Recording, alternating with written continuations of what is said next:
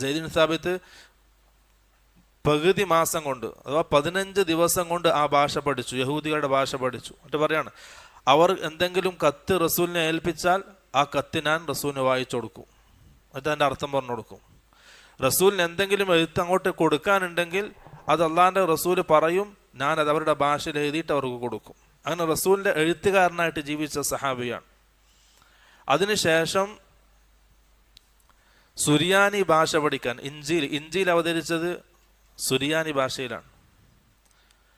അപ്പം ആ ഭാഷ പഠിക്കാൻ, ഇഞ്ചീലിൻ്റെ യഥാർത്ഥ ഭാഷ പഠിക്കാൻ റസൂൽ എന്നെ ഏൽപ്പിച്ചു. 17 ദിവസം കൊണ്ട് ഞാനത് പഠിച്ചു.